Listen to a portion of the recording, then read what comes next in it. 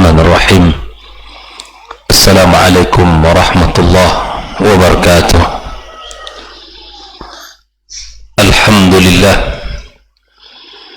الحمد لله رب العالمين،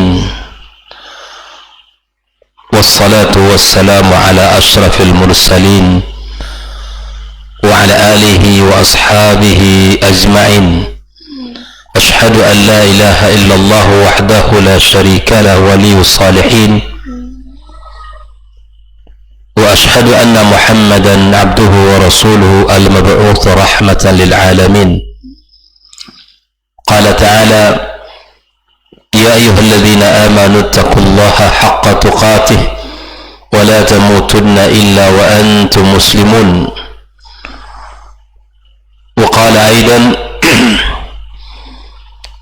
يا أيها الذين آمنوا اتقوا الله وقولوا قولا سديدا يصلح لكم أعمالكم ويغفر لكم ذنوبكم ومن يطع الله ورسوله فقد فاز فوزا عظيما. اللهم بك أصبحنا وبك أمسينا وبك نحيا وبك نموت وإليك النشور. أصبحنا على فطرة الإسلام وعلى كلمة الإخلاص وعلى دين نبينا محمد صلى الله عليه وسلم وعلى ملة أبينا إبراهيم حنيفا مسلما وما كان من المشركين. اللهم آت نفوسنا تقواها وزكها أنت خير من زكاها أنت وليها ومولاها. مطرنا بفضل الله ورحمته. أما بعد، معاشر الحاضرين والحاضرات من المسلمين والمسلمات المشاهدين والمشاهدات رحمكم الله. Alhamdulillah, puji dan syukur kepada Allah Subhanahu wa taala di pagi yang penuh dengan rahmat Allah tabaraka wa taala.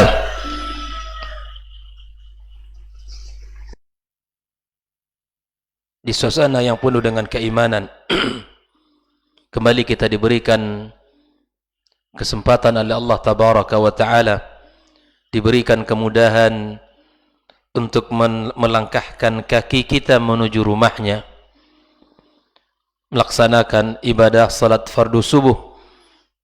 Kemudian kita lanjutkan sejenak untuk mempelajari agama Allah tabaraka wa ta'ala. Mudah-mudahan ilmu yang kita pelajari menjadi cahaya dalam kehidupan kita, penerang dalam kegelapan kita, pembimbing kepada jalan kebenaran, menyelamatkan kita dari kesesatan. Kemudian kita bersalat kepada Rasulullah sallallahu alaihi wasallam. Allahumma salli wa sallim wa barik ala Muhammad. Mudah-mudahan kita semua diberikan taufik oleh Allah untuk bisa senantiasa mengikuti sunnah-sunnahnya serta berpegang teguh di atasnya. Kita berharap pula salat dan salam ini tersambung kepada keluarganya, anak-anak dan keturunan Rasulullah sallallahu alaihi wasallam, para sahabat yang mulia yang telah berjuang bersamanya, yang telah mengorbankan harta sampai jiwa mereka, dan kepada seluruh kaum muslimin dan muslimat yang berada di atas manhajnya sampai hari kiamat kelak. Tak lupa kita berdoa kepada Allah tabaraka wa ta'ala agar Allah ampunkan kedua orang tua kita, Allah angkat derajat mereka di sisinya, dan Allah berikan keberkahan hidup bagi orang tua yang masih hidup, dan Allah lapangkan kuburan mereka bagi yang telah meninggal dunia. Untuk seluruh para masyayikh, para guru kita yang telah mendidik kita, wabil khusus Syekh Al-Hafidh Hakami yang telah meninggalkan ilmunya untuk kita, mudah-mudahan Allah angkat derajatnya di sisi Allah tabaraka wa ta'ala. Ma'asyal hadirin wal hadirat rahimakumullah, kembali kita melanjutkan pembahasan 200 tanya jawab berkaitan dengan keimanan dan keyakinan kita. Pagi ini kita akan melanjutkan pertanyaan yang ke-155,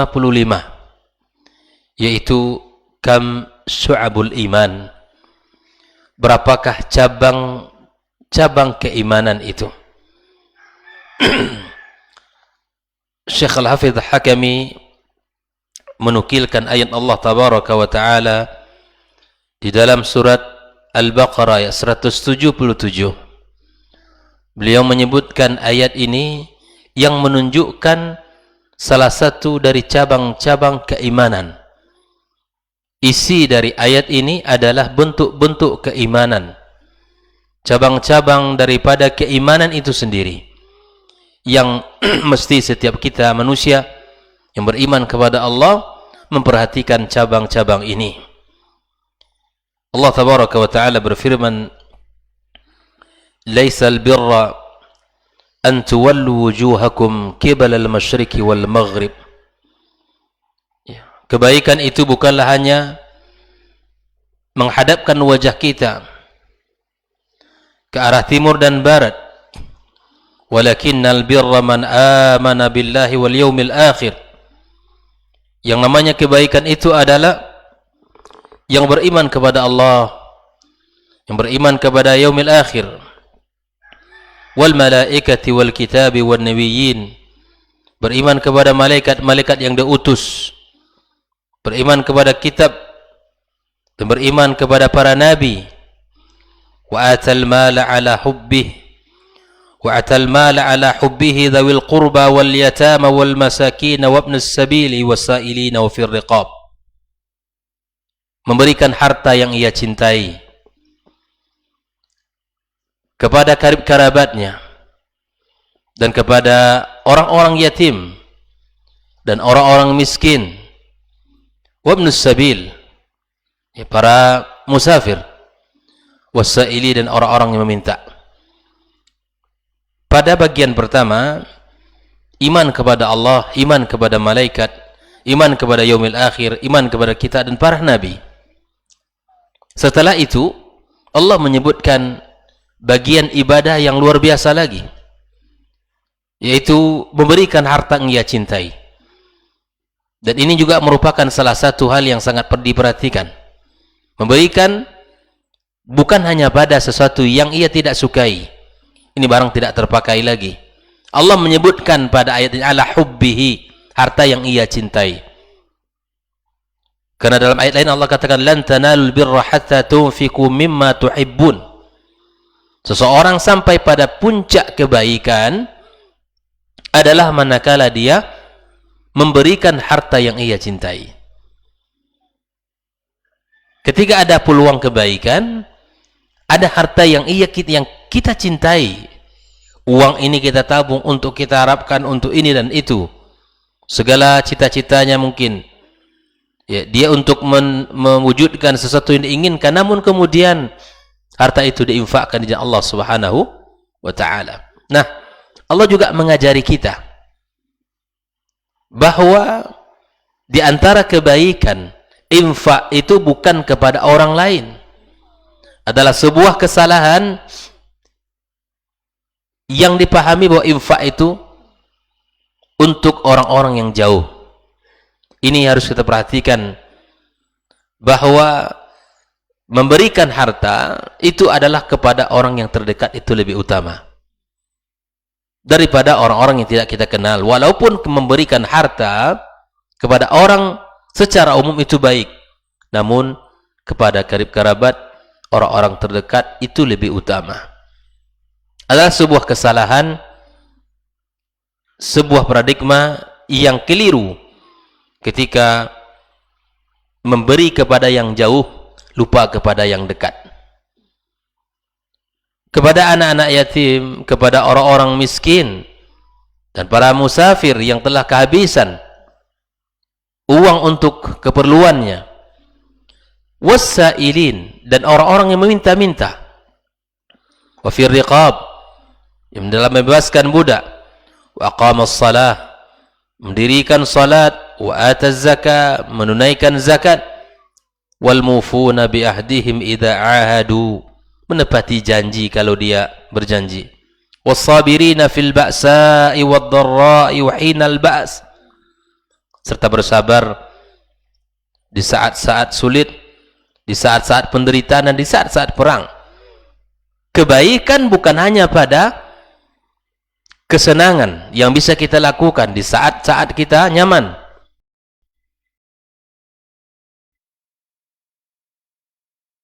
tapi kebaikan itu juga pada saat-saat sulit, di saat-saat kita mendapatkan penderitaan, apalagi di saat-saat perang yang tidak sama sekali kita inginkan. Orang perang itu tidak nyaman, tapi di saat-saat seperti itu dia bisa sabar, tetap optimis, tetap dia mengharap pertolongan kepada Allah, tetap dia menjadi orang-orang yang dekat dengan Allah tabaraka wa ta'ala. Ulaika alladzina sadaqu wa ulaika humul muttaqun. Mereka itulah orang-orang yang jujur, dan mereka itulah orang-orang yang mendapatkan orang-orang yang bertakwa kepada Allah tabaraka wa ta'ala.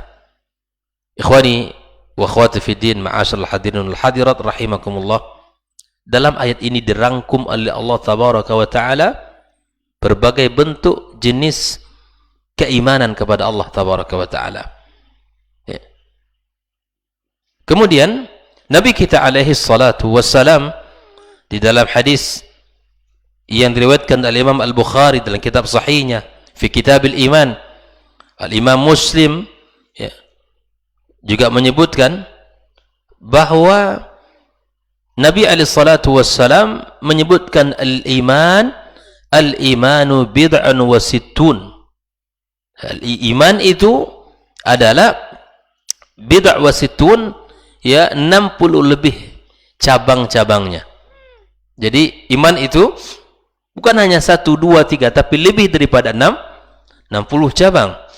Wa fi riwayah, dalam riwayat yang lain, bid'un wa sab'una syu'bah, itu lebih daripada 70 cabang daripada iman itu sendiri. Fa'a'laha, yang paling tinggi dari cabang keimanan itu adalah qaulul la ilaha illallah, mengucapkan perkataan la ilaha illallah. Itu cabang iman yang paling tinggi. Wa adnaha imatatul adha anit tariq, yaitu menyingkirkan duri di jalan.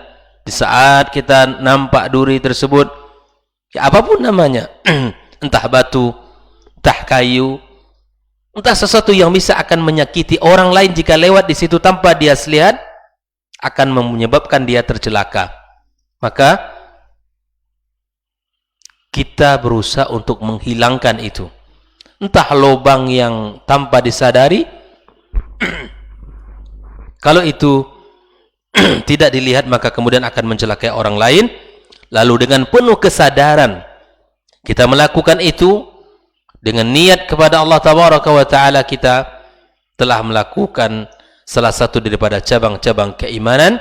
Wal haya'u syu'batun minal iman, rasa malu itu juga merupakan cabang daripada keimanan kepada Allah tabaraka wa ta'ala. Dan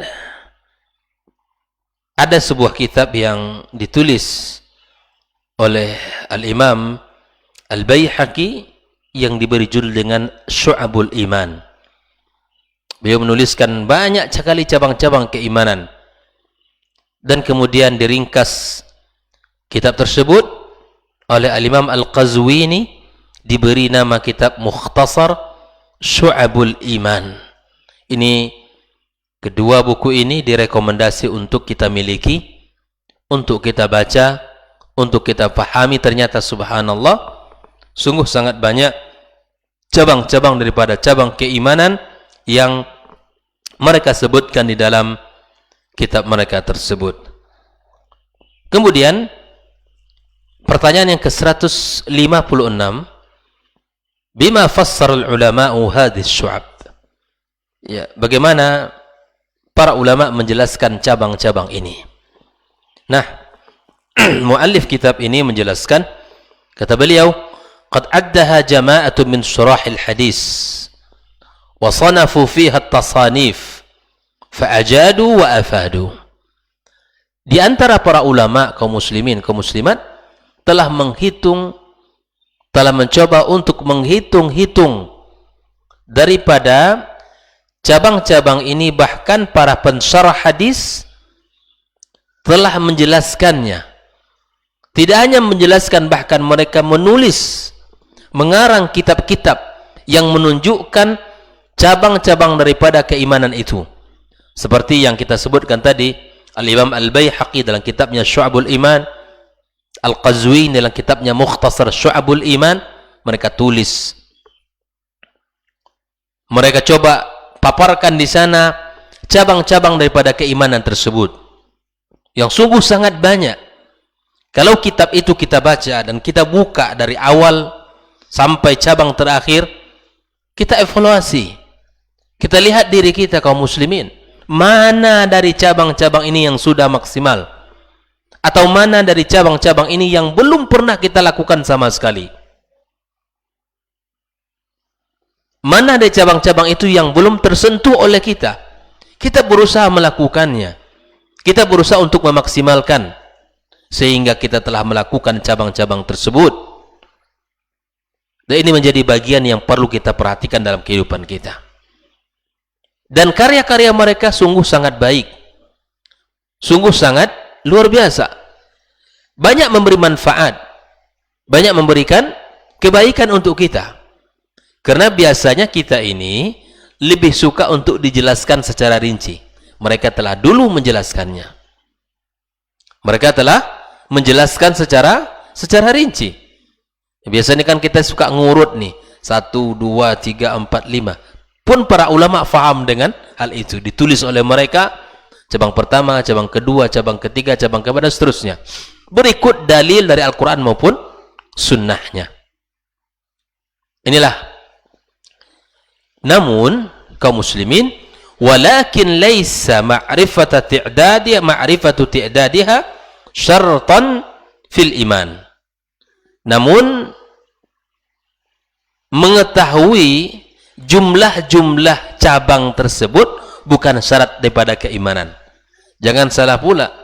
Kalau kita tidak mengetahui jumlah-jumlah tadi, iman kita tidak sempurna, bukan begitu.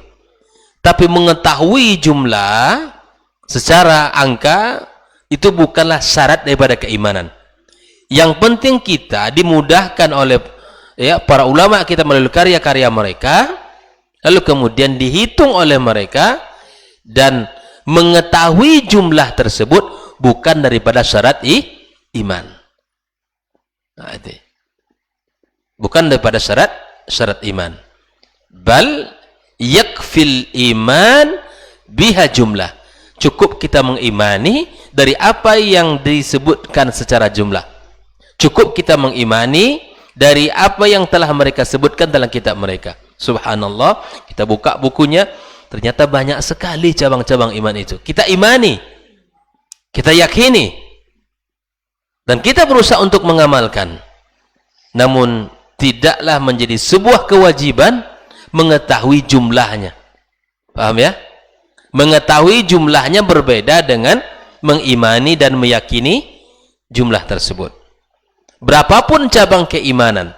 Karena nanti disebutkan di sini, bal yakfil imanu biha jumlah. Cukup kita mengimani. Ternyata banyak sekali cabang-cabangnya. Wa la takhruj anil kitabi was sunnah, dan cabang-cabang itu tidak keluar daripada dua sumber dalam agama kita, itu Al-Quran dan sunnah Rasulullah SAW. Fa'alal abdi, ini yang dituntut. Setiap kita imtithal, menjalankan awamiraha atau awamirahuma, menjalankan perintah-perintah yang Allah sebutkan di dalam Al-Quran dan sunnah. Wajtinab zawajiraha, wajtinab zawajiraha, ya, meninggalkan, menjauhkan, ya, segala apa yang dilarang oleh Allah dan oleh Rasulullah sallallahu alaihi wasallam, wa tasdiq akhbarihima, dan membenarkan kedua berita yang Allah sampaikan dalam Al-Quran, dan Nabi sampaikan dalam hadisnya, kalau itu sudah kita lakukan, waqad istakmala syu'abal iman, telah sempurna dia melakukannya. Walladzi addaduhu haqqa kullih minal umuril iman, yang mencoba untuk menghitung-hitungnya, walakinnal qat bi annahu wa muradun nabi sallallahu alaihi wasallam bi hadzal hadis yahtaju ila tauqif. Adapun ya orang-orang yang mencoba untuk menjelaskan inilah maksud Nabi dalam hadis ini, ya inilah ya secara pasti yang diinginkan Rasul sallallahu alaihi wasallam, tentu ini membutuhkan tauqif, ya membutuhkan ya sikap dan membutuhkan apa yang dikatakan oleh para ulama. Tidak boleh kita membuat-buatnya atau memahami secara terpisah daripada pemahaman para ulama. Nah, dalam hal inilah kita mesti kembali kepada kitab-kitab para ulama, baik itu di dalam memahami Al-Quran melalui tafsir-tafsir mereka, atau memahami hadis Nabi SAW melalui penjelasan para ulama-ulama yang pakar di bidangnya. Kaum muslimin rahimakumullah, pertanyaan yang ke-156 ini menjelaskan bahwa telah dilakukan beberapa usaha oleh para ulama di dalam menjelaskan cabang-cabang tersebut, dan mengimani secara jumlah itu yang dituntut, serta mengamalkan kedua isi daripada Al-Quran dan Sunnah, itu yang diperintahkan. Menjauhi daripada larangan dalam Al-Quran dan Sunnah, itu adalah yang diminta, serta mengabari, membenarkan apa yang Allah sebutkan, informasi yang ada di dalam Al-Quran dan Sunnah, itu yang dituntun kita. Oleh itu kaum muslimin rahimakumullah, ya beginilah Islam dengan kesempurnaan agama ini, dengan syumuliyah agama yang mulia ini, maka iman itu ternyata sangat banyak cabang-cabang yang bisa kita lakukan, dan itu bisa kita hadirkan dalam kehidupan kita. Ya, ada cabang-cabang itu berupa amal qulub, ya, amal-amal hati, dan ada juga berupa a'malul lisan, itu ada perbuatan lisan yang terkait dengan lisan, dan ada yang terkait dengan badan kita. Nah, insyaallah kita akan lebih rincikan nanti biiznillah tabaraka wa taala apa saja yang tergabung kepada amal hati, dan apa saja yang menjadi amal lisan, dan apa saja yang menjadi amal badan. Insyaallah akan kita rincikan dalam pertemuan berikutnya. Mudah-mudahan Allah tabaraka wa taala berikan kepada kita kemudahan, berikan kepada kita taufik untuk bisa mengaplikasikan jenis-jenis daripada cabang-cabang iman ini dalam kehidupan kita. Mudah-mudahan Allah berkahi sisa usia kita, Allah bimbing kita di dalam kebaikan, Allah tolong kita di dalam amal saleh, dan Allah berikan taufik kita dalam segala kebenaran, dan mudah-mudahan Allah jauhkan kita dari segala keburukan, Allah jaga dari segala fitnah dan kesesatan. Ya, semoga Allah Subhanahu wa taala berikan kepada kita umur yang panjang, ya, kesehatan dalam badan, serta taat beribadah kepada Allah sesuai dengan tuntunannya. Barakallahu fikum, subhanakallahumma wa bihamdik, asyhadu an la ilaha illa anta astaghfiruka wa natubu ilaik. Wassalamualaikum warahmatullahi wabarakatuh. Orang yang keluar dari rumahnya menuju rumah Allah untuk menuntut ilmu syar'i, maka sungguh dia sedang berjalan di jalan ilmu, dan itu akan memudahkannya untuk menuju surga Allah Subhanahu wa taala. Man salaka tariqan yatlubu fihi ilman salakallahu bihi tariqan min turuqil jannah. Barang siapa yang menempuh sebuah jalan yang ditempuhnya adalah jalan menuntut ilmu, maka Allah akan mudahkan jalannya untuk menuju surga Allah Subhanahu wa taala. Orang yang berangkat ke masjid untuk menuntut ilmu syar'i dianggap sebagai jihad fi sabilillah. Nabi alaihi salatu wassalam bersabda, "Man dakhala masjidana hadza," barang siapa yang memasuki masjid kami ini, yakni Masjid Nabawi, liyata'allama khairan, untuk belajar atau mempelajari kebaikan, au yu'allimuhu, atau dia mengajarkan kebaikan, kal mujahidi fi sabilillah, adalah seperti orang yang berjihad di jalan Allah. Mudah-mudahan kehadiran kita di rumah Allah yang mulia ini, tujuan kita hanya satu, untuk mencari ridha Allah tabaraka wa ta'ala. Mudah-mudahan ilmu yang kita pelajari, ilmu yang memberikan keberkahan, yang menerangkan jalan kita dan senantiasa menjaga kita di jalan Allah subhanahu wa ta'ala.